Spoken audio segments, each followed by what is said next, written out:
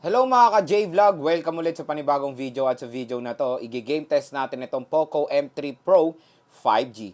Maganda kaya siyang pang gaming? Tara mga ka-J-Vlog, check natin.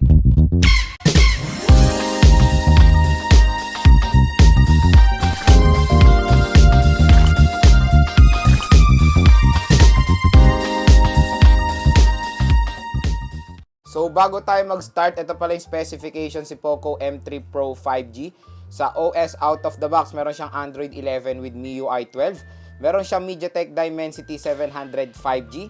Meron siyang octa-core CPU na merong clock speed na up to 2.2 GHz. Sa GPU naman, meron siyang Mali G57 MC2. Yung variant na i-game test natin is yung 6GB RAM at 128GB ang internal storage na merong official price na 11,990 pesos or almost 12,000 pesos. And yung battery niya pala is 5,000 mAh non-removable battery with 18-watt fast charging. So, 8 games ang ating itetest: Call of Duty Mobile, PUBG Mobile, Genshin Impact, Mobile Legends, LOL Wild Rift, Rules of Survival, NBA 2K20 at Asphalt 9. At ito pa lang si Poco M3 Pro 5G ay merong game turbo. So, i-activate niyan mga ka-J-Vlog kasi malaking tulong yan pag maglalaro kayo. Ilagay muna natin yung mga itetest na ating games. So, ayan, nalagay ko na yung mga itetest nating games at ito yung settings niya. So, ayan, Game Turbo, improve your gaming experience. Tapos, ito yung mga ibang settings niya. At ang maganda dito sa Game Turbo, mga ka-J-Vlog, meron siyang in-game shortcut. So, pag swipe nyo dito sa taas, so, ayan, itsura nung kanyang Game Turbo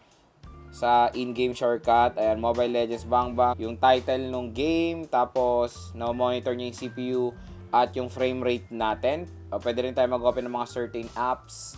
I-boost yung RAM, screenshot, at screen recording. Ang internet connection pala natin sa ating game test is 5G mobile data.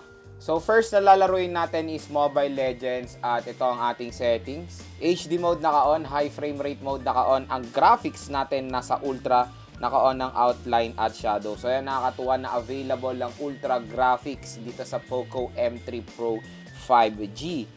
And naka-full download na rin pala ang resources.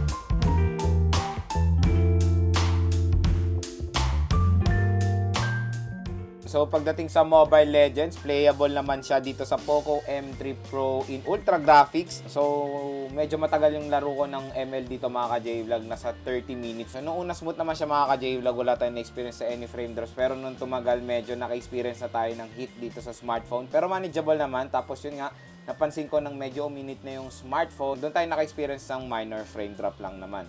So yung mga ka-J-Vlog, maganda rin naman maglaro ng ML dito sa Poco M3 Pro 5G. So next naman is PUBG Mobile. Set natin yung settings niya. So ang pinakamataas na graphics niya is HD, tapos ang frame rate natin nasa high.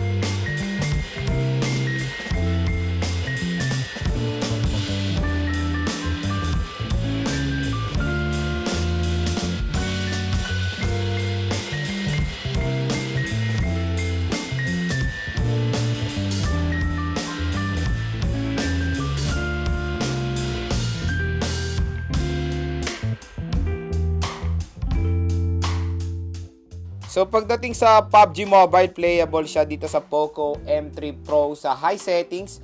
So far wala pa naman ako na-experience na any frame drops. Maganda yung movement ng player. Ayan, no, smooth naman siya mga ka-J-Vlog. So yun, makakalaro rin naman kayo ng maganda ng PUBG Mobile dito sa Poco M3 Pro 5G.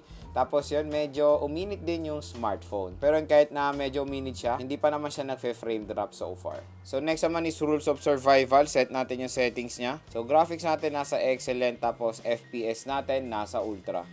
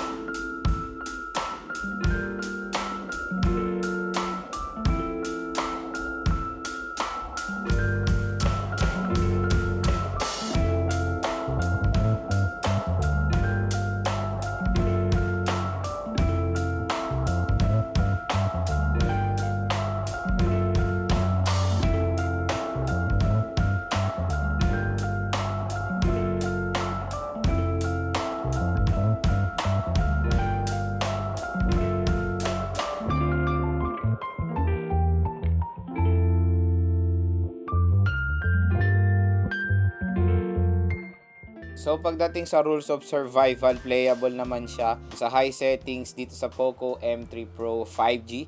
Pero nakaka-experience tayo ng frame drops from time to time. So next naman is Call of Duty Mobile. Set natin yung settings niya. Ayan, graphic quality medium, tapos ang frame rate natin nasa high.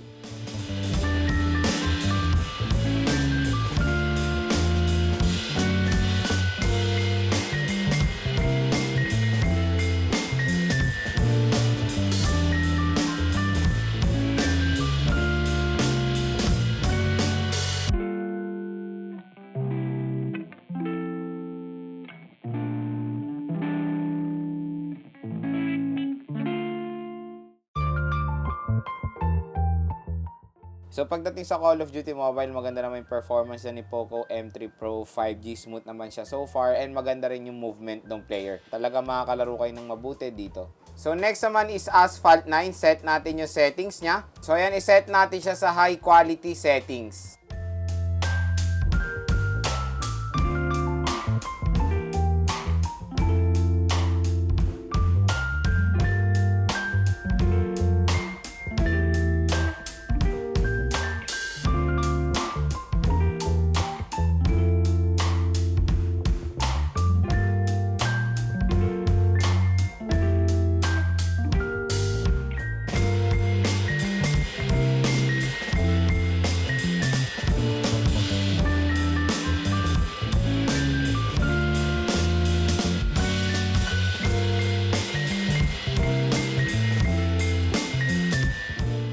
So pagdating sa Asphalt 9, playable din naman siya dito sa Poco M3 Pro 5G.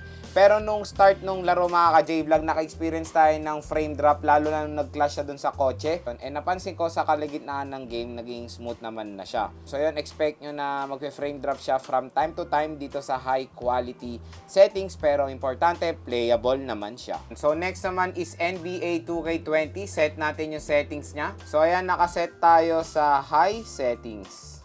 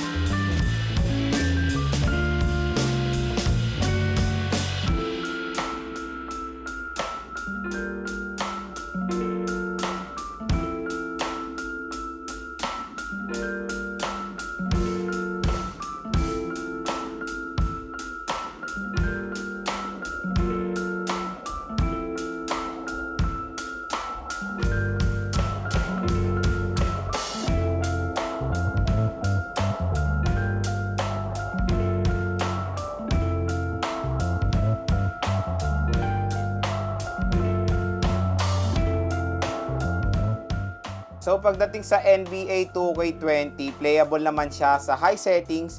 Pero yung nga napapansin ko, minsan nakaka-experience tayo ng slow movement sa mga players. At minsan nagiging smooth naman siya. Pero yun nga, overall performance niya sa NBA 2K20 ay okay naman sa high settings. Kayang-kaya niya. Pero expect nyo, pag nasa ganitong settings tayo, nakaka-experience tayo minsan ng slow movement sa mga players. Pero saglit lang naman. So next naman is Genshin Impact. Set natin yung settings niya muna sa pinakamataas. Tingnan natin kung makakaya ba ni Poco M3 Pro. So yan, highest ang graphics, 60 FPS at ang motion blur natin nasa high. Kung makikita nyo, ayan, medyo nahihirapan siya sa high settings. Pero makikita nyo, playable, di ba? Ayan, no? Oh. Medyo slow movement lang. Kasi syempre, sobrang bigat nung game, eh. Tapos naka-high graphics pa.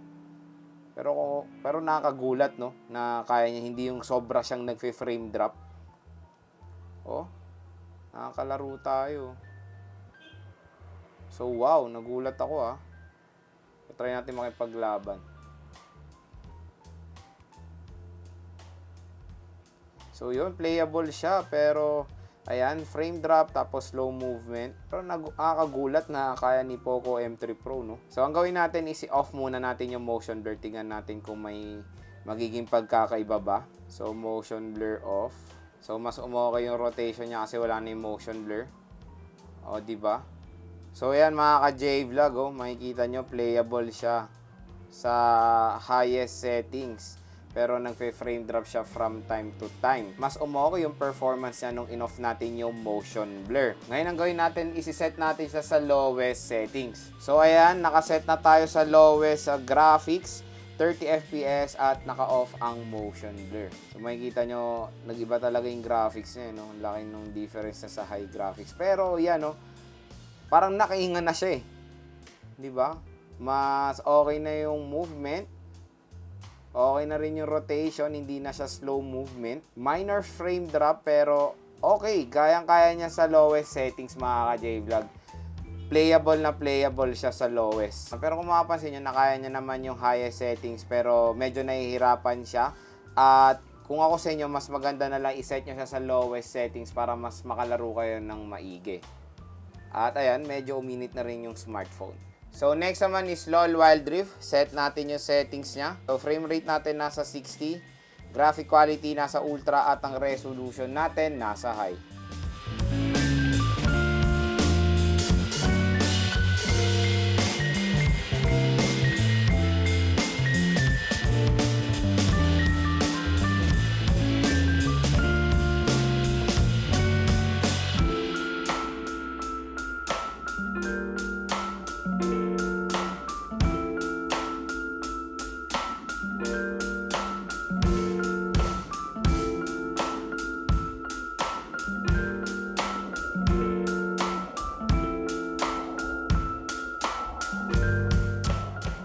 So pagdating sa LOL Wild Rift, playable din naman siya dito sa Poco M3 Pro 5G sa high settings. At kanina ako mapapansin nyo, sinet natin siya sa 60 FPS and according sa frame rate meter niya, maabot naman siya ng 60 FPS kahit papaano. Pero bumababa siya pag nagka-clash tayo sa mga enemy. Pero yun, so far maganda rin naman maglaro ng LOL Wild Rift dito sa Poco M3 Pro 5G. Panigurado makakalaro kayo ng mabuti rin. So ayan mga ka-J-Vlog, nakita nyo na ang gaming performance ng Poco M3 Pro 5G. And para sa akin, maganda rin naman pang gaming itong smartphone na to dahil na-handle niya po lahat ng mga tinest nating games at karamihan pa nga ay nakaset sa high settings. Nakakagulat din na nakaya niya rin yung Genshin Impact so far at makakalaro kayo ng mabuti sa lowest settings.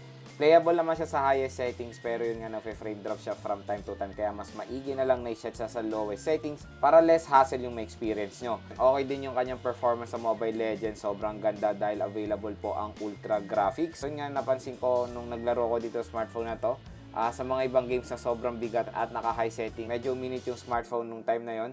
Lalo na nung nag-ML ako ng 30 minutes, naka-experience ako ng heat. Tapos naka-experience din tayo ng minor frame drop dahil doon. Pero manageable naman. So yun mga ka-J-Vlog, kung i-rate ko ang gaming performance nito, 1 ang lowest, 10 ang highest. Ang score ko dito, nasa 8 dahil din yan sa kanyang 5G connectivity. So alam nyo naman na ito si Poco M3 Pro 5G ay capable ng 5G connectivity na napakagandang gamitin pag naglalaro kayo ng online games. Kasi habang naglalaro ko dito, wala po ako na-experience na any lag at mababa rin yung ping ko sa Mobile Legends. At alam nyo naman na ang ginamit kong internet connection dito habang naglalaro is 5G mobile data at so far wala akong na-experience na any lag sa lahat ng larong tinest ko at ang baba po ng ping niya pagdating sa Mobile Legends. And alam nyo naman na very reasonable din ang presyo nito si Poco M3 Pro 5G sa isang 5G smartphone. Kaya definitely i-recommend ko sa inyo tong smartphone na to kung naghahanap po kayo ng isang 5G smartphone na abot kayang halaga lang.